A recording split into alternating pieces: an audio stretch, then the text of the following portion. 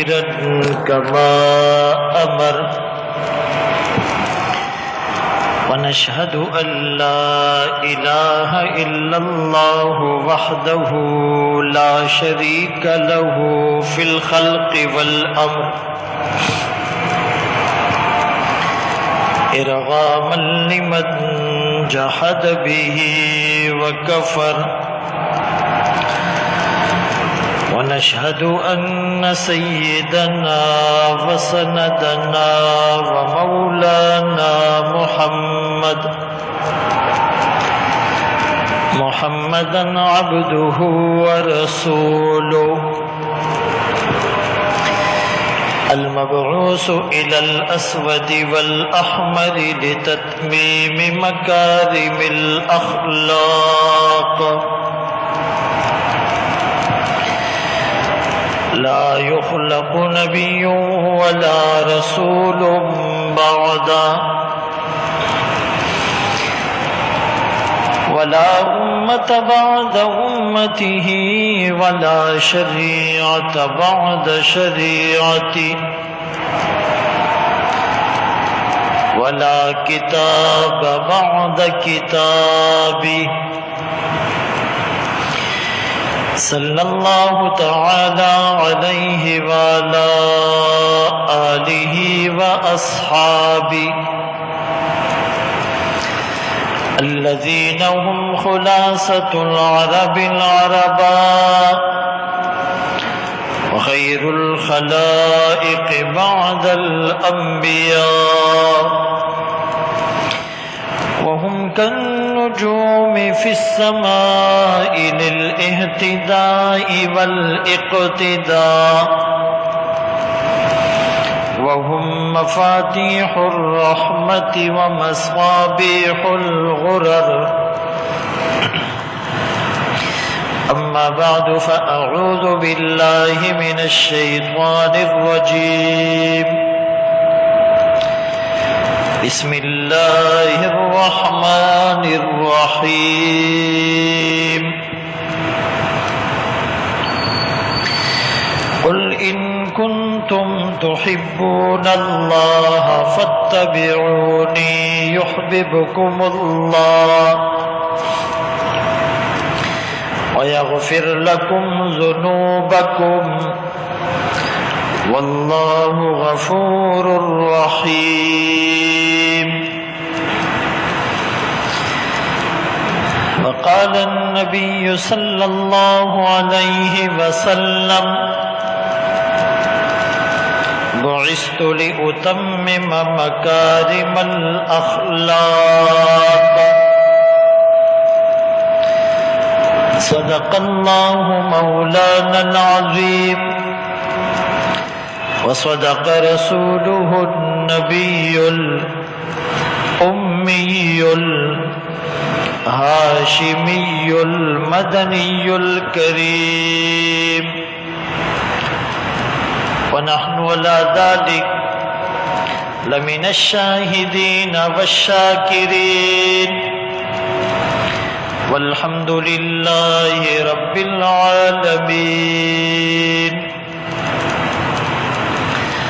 واجب الاحترام عزیزان گرامی، آپ کے سامنے قرآن کریم فرقان مجید کی سورہ آل عمران کی ایک آیت کریمہ تلاوت کی، اور سرکار دو عالم تاجدار مدینہ محمد مصطفیٰ احمد مجتبی صلی اللہ علیہ وسلم کی حدیث مبارکہ پیش کی۔ اس آیت کریمہ میں یہ حکم دیا جا رہا ہے، اے نبی آپ کہہ دیجئے ان کنتم تحبون اللہ، اگر تم اللہ سے محبت کرتے ہو، محبت کا دم بھرتے ہو، فاتبعونی، تو آقا فرما رہے ہیں کہ میری اتباع کرو. یحببکم اللہ، بدلے میں اللہ تم سے محبت فرمائیں گے. یاد رکھیں کہ محبت کا دعویٰ اتباع کے بغیر بیکار ہے. ایک حدیث مبارکہ میں آقا کریم کا یہ ارشاد ہے، المرء مع من احب، کہ آدمی قیامت کے دن اس کے ساتھ ہوگا جس سے محبت کرتا ہے. تو صحابی رسول فرمانے لگے کہ یہ ارشاد تمہیں دھوکے میں نہ ڈالے.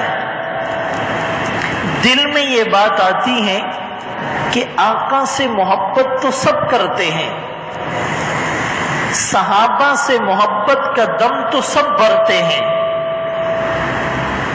علماء کی قدردانی کا دعویٰ تو ہم سب کو ہے. تو گویا کہ ہمارا حشر انبیاء، صحابہ، علماء اور صلحاء کے ساتھ ہوگا.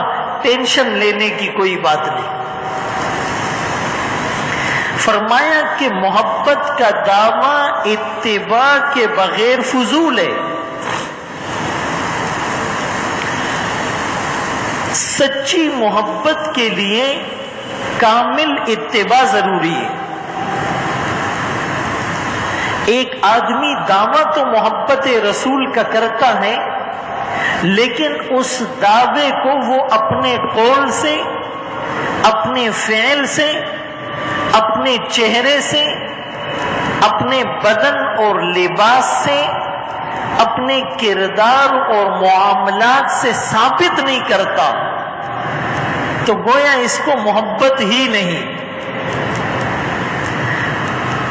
میں اکثر کہا کرتا ہوں کہ یہ نعرہ ہے تو بہت اچھا، غلامی رسول میں موت بھی قبول ہے، لیکن موت بعد میں آتی ہے، زندگی پہلے ہے. جو زندگی آقا کی صورت اور سیرت اور نبوی سانچے میں نہیں ڈالتا، وہ موت کے لیے کیسے تیار ہو؟ تو سنت سے اپنے آپ کو مزین کرنے والا اللہ کا محبوب بن جاتا ہے. اور محبت بھی دو قسم کی ہے. ایک تو یہ ہے کہ جیسے ہالینڈ کے پارلیمنٹ میں فریڈم پارٹی آف ڈچ کے رہنما گیرٹ ولڈر نے جب آقا کی شان میں گستاخانہ خاکے اور کارٹون مقابلے کا اعلان کیا تو ساری دنیا کے مسلمان سراپا احتجاج بن گئے، اور الحمدللہ وہ مقابلہ کینسل بھی ہو گیا، رات کو اعلان ہو گیا. تو یہ بھی محبت تھی کہ مسلمان کہنے لگے کہ ہم سب کچھ برداشت کر سکتے ہیں، توہین رسالت برداشت نہیں کر سکتے. اور الحمدللہ پاکستان کے وزیر اعظم کی طرف سے بھی بڑا واضح اور دو ٹوک موقف سامنے آیا کہ ان غیر مسلموں کو اندازہ نہیں کہ ہمیں اپنے نبی سے کتنی محبت ہے. تو یہ بھی محبت ہے کہ ہر مسلمان نے کوئی جلسے میں نکلا، کوئی جلوس میں نکلا، کوئی ریلی میں نکلا، کسی نے سوشل میڈیا پر اس پر اپنا پروٹیسٹ ریکارڈ کروایا، کسی نے کالم لکھا. لیکن یہ تو ایک ٹیمپریری محبت تھی، ایک وقتی محبت تھی. خاکے کینسل ہو گئے، جوش ختم ہو گیا. اور دائمی محبت کا پتہ دائمی اتباع سے چلے گا کہ اب ہم یہ عزم کریں کہ ہمارے چہروں پر سنت رسول ہوگی، ہم اس سنت کو رکھ کر دنیا کو میسج دیں گے ہمیں اپنے آقا سے کتنی محبت. ہم امامہ پہن کر دنیا کو میسج دیں گے ہمیں اپنے آقا سے کتنی محبت ہے. ہم سنت لباس اختیار کر کے یہود و نصارہ کا گیٹ اپ ترک کر کے دنیا کو میسج دیں گے ہمیں اپنے آقا سے کتنی محبت. ہم سنت کے مطابق شادی بیاہ کر کے دنیا کو میسج دیں گے ہمیں اپنے آقا سے کتنی محبت ہے.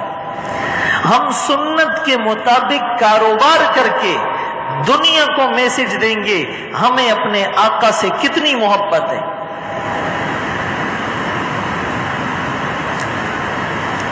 اصل محبت کا امتحان اب شروع ہوگا کہ دنیا کو پتہ چل جائے کہ یہ اپنی آقا کی محبت میں کتنا آگے بڑھ سکتے.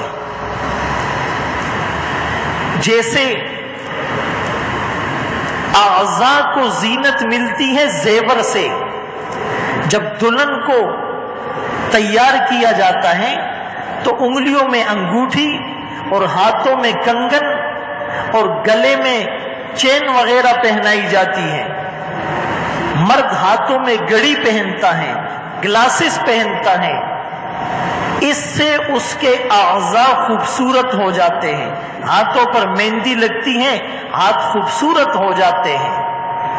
اسی طرح جس عضو پر سنت رسول سجے گی وہ عضو خوبصورت ہو جائے گا.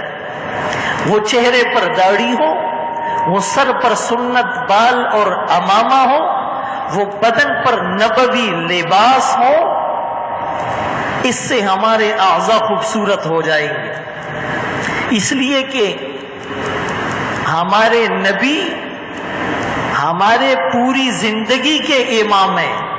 نماز میں بھی امام تھے، جہاد کے میدان میں بھی امام تھے، تبلیغ کے شعبے میں بھی امام تھے، تجارت میں بھی امام تھے، اور رہن سہن، عادات و اطوار، تہذیب اور تمدن، ثقافت اور کلچر میں بھی نبی ہمارے امام ہیں. جیسے آقا نے فرمایا صلو کما رأیتمونی اصلی، نماز ایسے پڑھو جیسے مجھے پڑھتا ہوا دیکھ رہے ہو. تبلیغ ایسے کرو جیسے مجھے کرتے ہوئے دیکھ رہے ہو. جہاد ایسے کرو جیسے مجھے کرتے ہوئے دیکھ رہے ہو. شادی ایسے کرو جیسے مجھے کرتے ہوئے دیکھ رہے ہو. کاروبار ایسے کرو جیسے مجھے کرتے ہوئے دیکھ رہے ہو. چہرہ ایسا بناؤ جیسے میرا چہرہ ہے. بال ایسے رکھو جیسے میں نے رکھے ہیں. امامے ایسے پہنو جیسے میں نے پہنے ہیں. میرے محترم دوستوں، بھائیوں، بزرگوں، یہ ہیں پوری زندگی کے امام. اور میں نے عرض کیا کہ محبت اتباع کے بغیر فضول اور بیکار ہے. اس کا دعویٰ ہی غلط ہے. ہم ویسٹ کوٹ سلواتے ہیں، جس کو واسکٹ بھی بولتے ہیں، ویسٹ کوٹ. اس میں 1 انچ کا فرق آ جائے برداشت نہیں ہوتا، واپس کرا دیتے ہیں الٹریشن کے لیے. اور نبی کی پوری زندگی کے ٹریک سے ہم ہٹے ہوئے ہیں، کوئی پرواہ نہیں. کوئی اخبار الٹا پڑے، دنیا ہنستی ہے. کوئی شلوار الٹی پہن لے، دنیا ہنستی ہے. کوئی ٹوپی الٹی پہن لے، دنیا ہنستی ہے. لیکن ہماری پوری زندگی الٹی چل رہی ہے. صبح سے لے کر رات تک، بچپن سے لے کر 55 تک، پیدا ہونے سے لے کر موت تک، خلوت سے لے کر جلوت تک، انفرادی زندگی سے لے کر اجتماعی زندگی تک، صورت میں، سیرت میں، کردار میں، گفتار میں، معاملات میں، معاشرت میں، معیشت میں، شادی بیاہ میں، سب میں ہم الٹے چل رہے ہیں. نہ ہمیں شرم آتی ہے، نہ ہمیں ہنسی آتی ہے، نہ ہمیں عار محسوس ہوتی ہے. یہ سنت سے خالی چہرے کل حوض کوثر پر کیسے سامنا کریں گے؟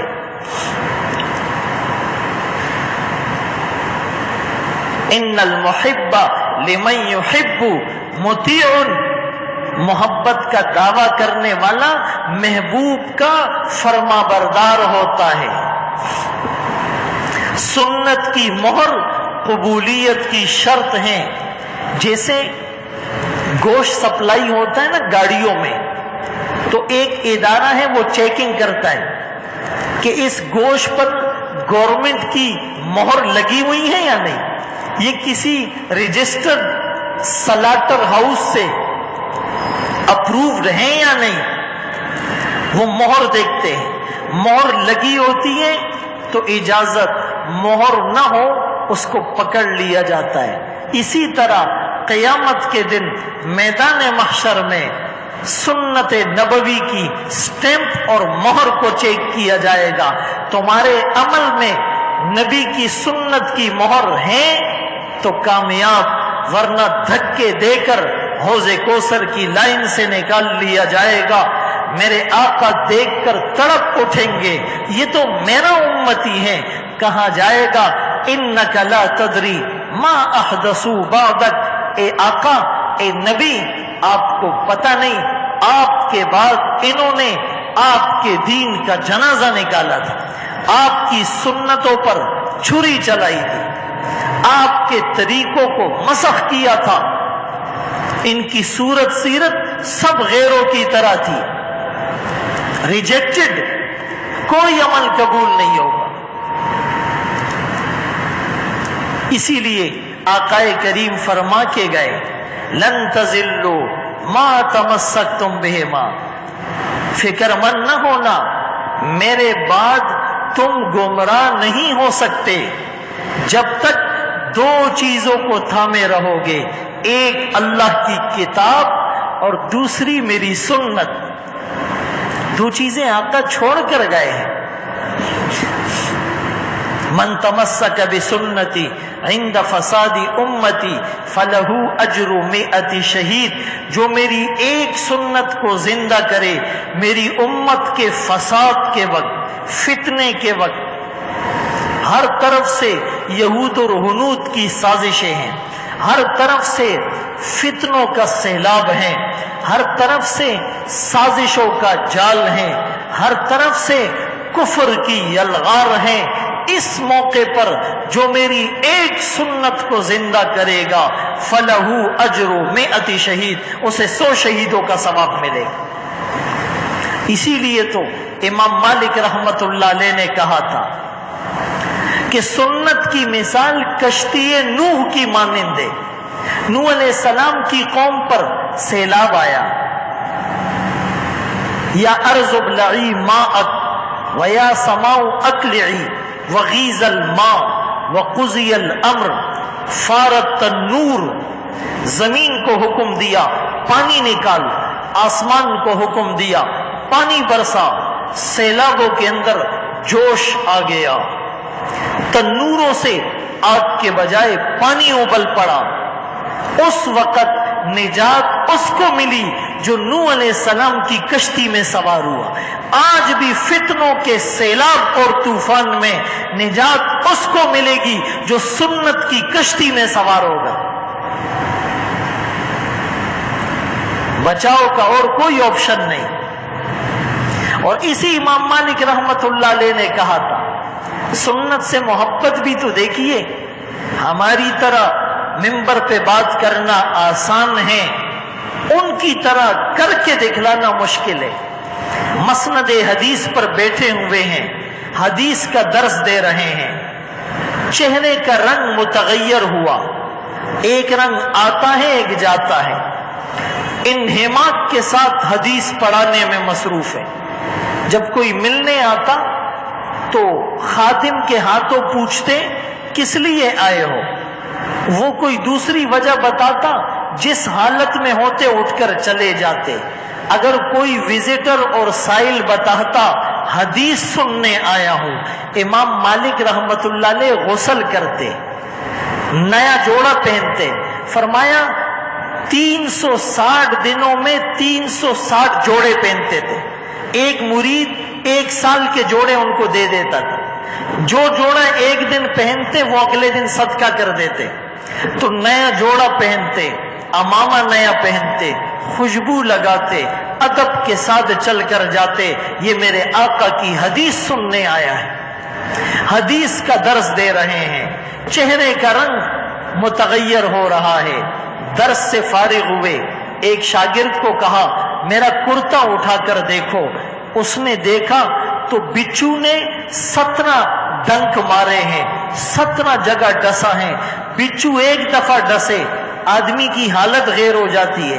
ہم مچھر کے کاٹنے پر ہماری توجہ ہٹ جاتی ہے، بچو کے کاٹنے پر ہم کیا کریں گے؟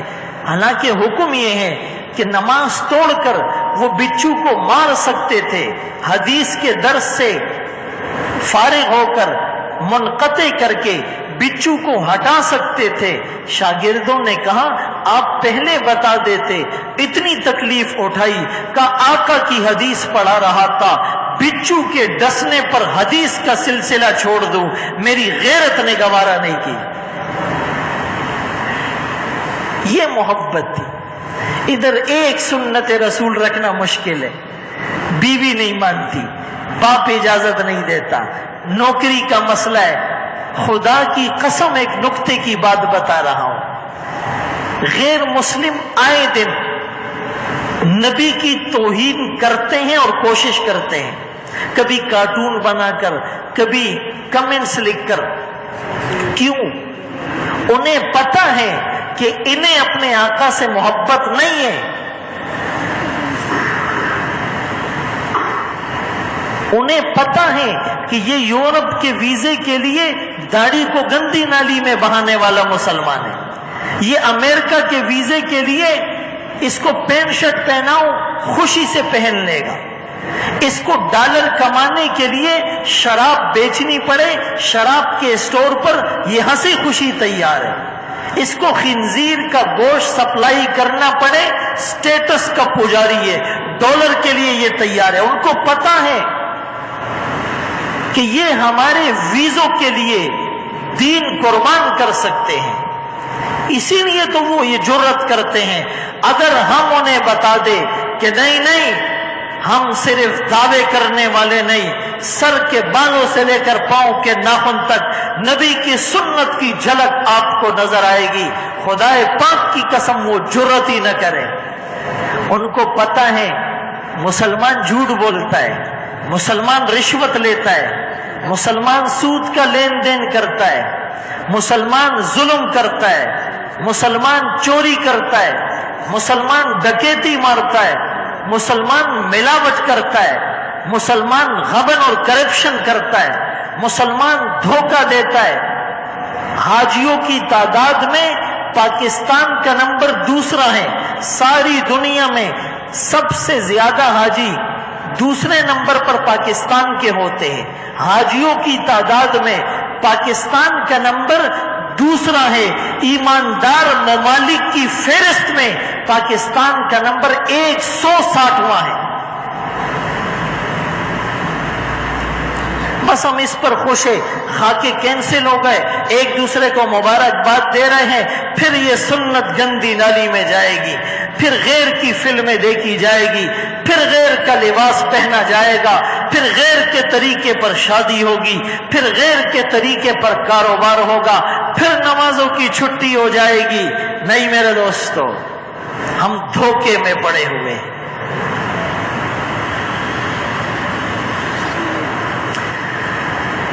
اسی لیے میں عرض کر رہا تھا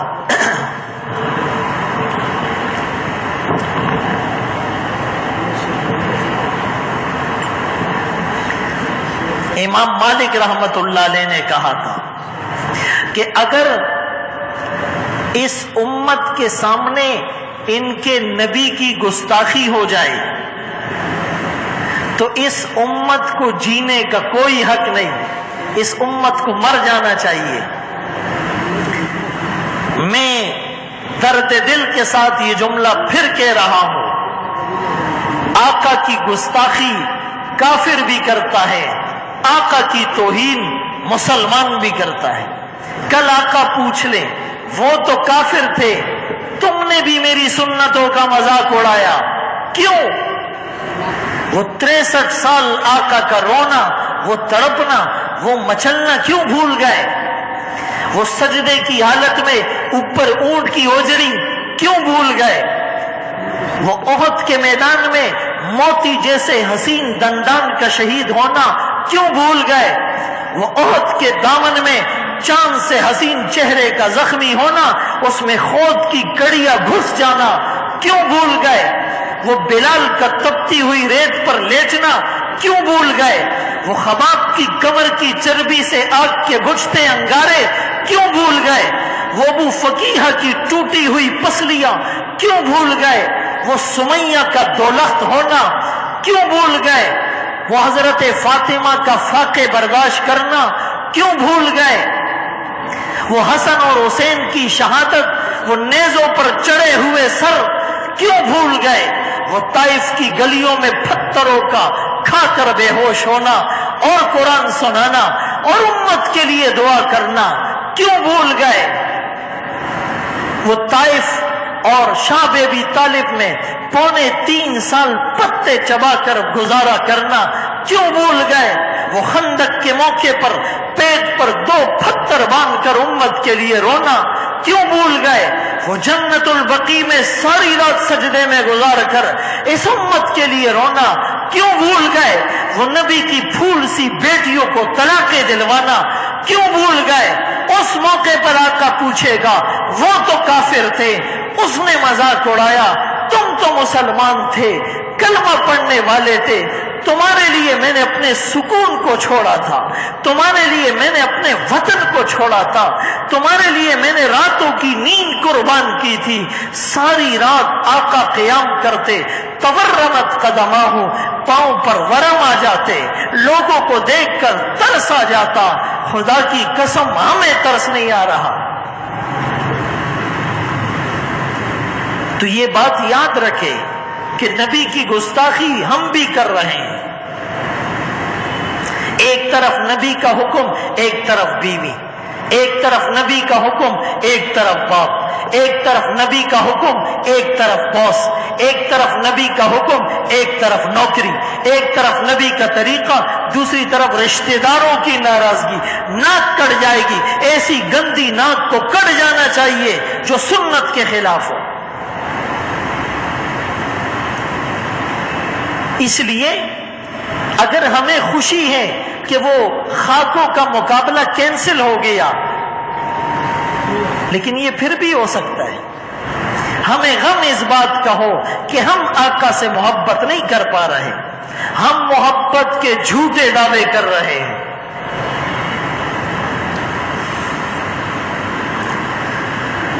اللہ اکبر کبیرہ۔ مشابہت بلحاظ صورت اور سیرت وہ تو صدیق اکبر نے کر کے دکھائی۔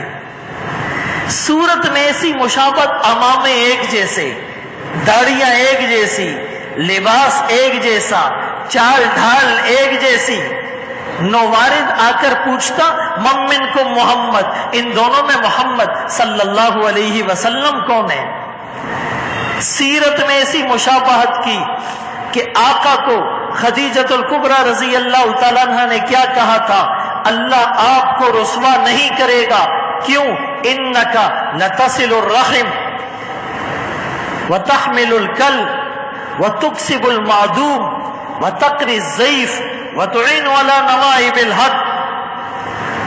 آپ صلہ رحمی کرتے ہیں، آپ بوجھ اٹھاتے ہیں، آپ کما کر لوگوں کو کھلاتے ہیں، آپ مہمان نوازے، آپ لوگوں کی ضرورتیں پوری کرتے ہیں۔ یہی صفات بعینہ، انہی الفاظ کے ساتھ ایک کافر نے صدیق اکبر کے بارے میں کہی، آپ ہجرت نہیں کرے، میں آپ کو پناہ دیتا ہوں، کیوں؟ انک لتصل الرحم وتحمل الکل وتکسب المعدوم وتقری الضیف وتعین علی نوائب الحق۔ کل یہ ہستیاں میدان محشر میں کھڑی ہوگی، میرا اور آپ کا کیا بنے گا؟ شیطان کہتا ہے کہ جی داڑھی رکھو گے پھر غلط کام ہوں گے، داڑھی بدنام ہوگی، لہذا رکھو ہی نہیں۔ پھر تو شیطان کہے گا نماز پڑھ کر غلط کام کرو گے، نماز بدنام ہوگی، پڑھو ہی نہیں۔ حج کرنے کے بعد غلط کام کرو گے، حج بدنام ہوگا، کرو ہی نہیں۔ روزہ رکھ کر غلط کام کرو گے، روزہ بدنام ہوگا، رکھو ہی نہیں۔ تبلیغ پر جا کر واپس آ کر غلطی ہوگی، تبلیغ بدنام ہوگی، کرو ہی نہیں۔ جہاد کے بعد زندگی میں چینج نہیں لا پاؤ گے، جہاد بدنام ہوگا، کرو ہی نہیں۔ یہ تو بڑا آسان کام ہے۔ حفظ کرنے کے بعد عمل ہوگا نہیں، حفظ کرو ہی نہیں۔ عالم بننے کے بعد عمل ہوگا نہیں، عالم بنو ہی نہیں۔ یہ تو پورے دین سے آپ کو بیک پر لے جا رہے ہیں، یہ شیطان کی چالیں ہیں۔ داڑھی رکھو اور عمل کی کوشش بھی کرو۔ غلطی ہو گئی انشاءاللہ علامہ شبلی کی طرح کسی نے پوچھا قیامت کے دن میدان محشر میں بھرے مجمع میں اللہ سوال کرے شبلی کیا لائے ہو، کیا کر کے آئے ہو؟ شبلی مفسر بھی تھا، شبلی محدث بھی تھا، شبلی مورخ بھی تھا، شبلی متقی پرہیزگار بھی تھا۔ کہنے لگا میں ایک جملہ کہوں گا، تیرے حبیب کی یا رب شباہت لے کے آیا ہوں، حقیقت اس کو تو کر دے، میں صورت لے کے آیا ہوں۔ ربا ہم شیطان اور نفس کا مقابلہ نہیں کر سکتے، خدا کی قسم ظاہر تیری سنت سے سجائیں گے، تیرے آقا کی سنتوں پر مر مٹیں گے۔ دنیا کچھ بھی کہے، وہ اور ہوں گے کم ہمت جو ظلم و تشدد سہ نہ سکے۔ اسی لیے آپ سنت پر عمل کریں۔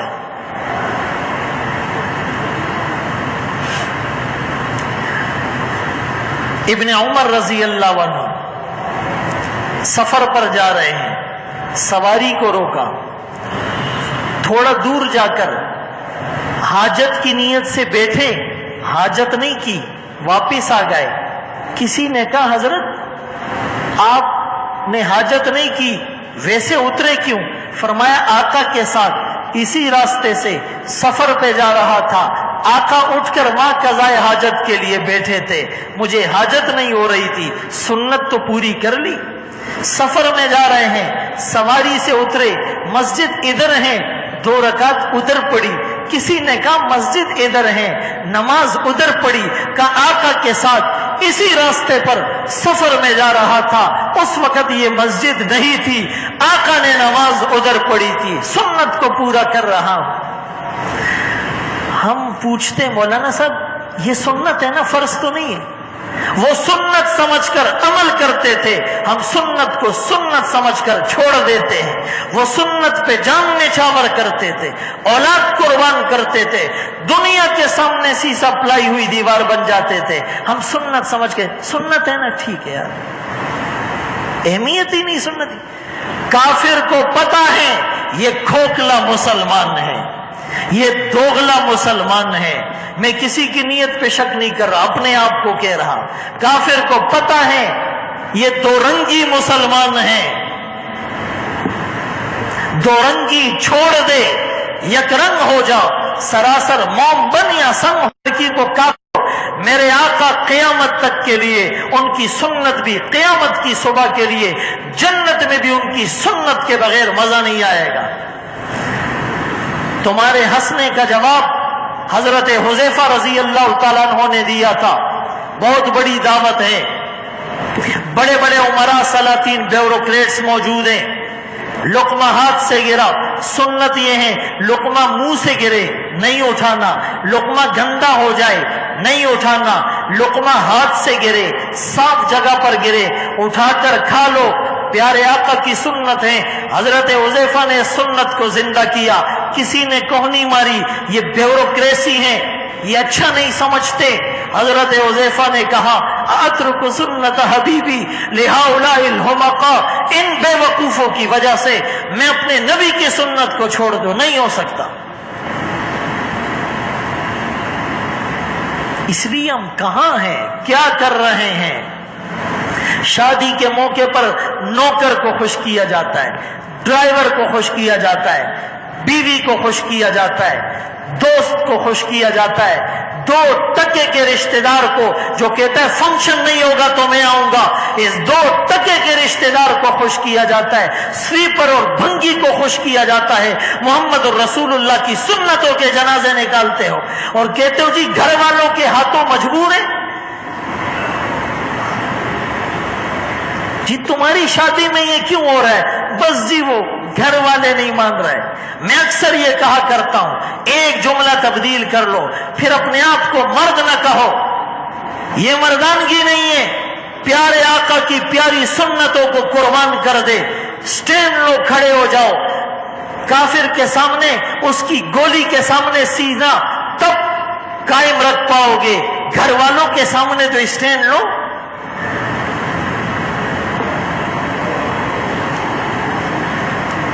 کل قیامت کے دن ایسا بن کے جاؤ کہ اعضاء کو ٹٹولا جائے سنت نظر آئے، دل کو ٹٹولا جائے آقا کی محبت نظر آئے، معاملات کو دیکھا جائے سنت کی مہر اور سٹیمپ اس پر لگی ہوئی ہو، پھر فرشتے اکرام کریں گے، اعزاز دیں گے، استقبال کریں گے، پروٹوکول ہوگا، جنت کی نعمتیں ملے گی، فرشتوں کے جھرمٹ میں جائیں گے، ہر طرف سے سلام سلام کی آوازیں ہوگی، والملائکۃ یدخلون علیہم من کل باب سلام علیکم بما صبرتم فنعم عقبی الدار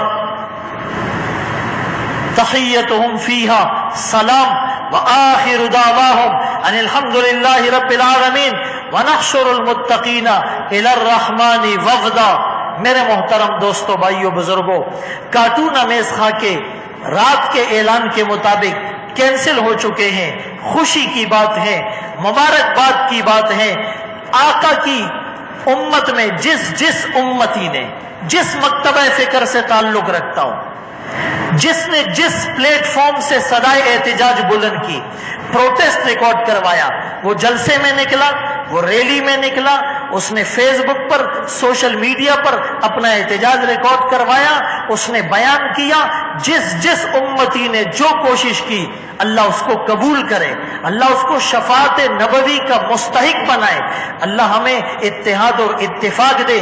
اور موجودہ حکومت نے اس موقع پر اب تک جو اسٹینڈ لیا وہ قابل تعریف ہے، اللہ ان کو بھی استقامت دے، کیونکہ اس پیج پر امت میں کوئی تفرقہ نہیں، کمزور سے کمزور ایمان والا بھی انشاءاللہ اس موقع پر اپنے سینے کو گولیوں کے سامنے کرنے کے لیے تیار رہے گا۔ ہم کافروں کو بھی کہتے ہیں آئندہ ایسی حرکت کبھی نہ کرنا، مسلمان سب کچھ برداشت کر لے گا، ناموس رسالت پہ کوئی کمپرومائز، کوئی سمجھوتا نہیں ہوگا۔ ہمارے ارادے اور عزائم بہت تھے، رات کو بھی ہمارے اکابر کی بڑی میٹنگ تھی، لیکن فی الحال اعلان کے بعد مزید لائحہ عمل کو دیکھا جائے گا۔ اللہ عمل کی توفیق نصیب فرمائے۔ وآخر دعوانا ان الحمد للہ رب العالمین۔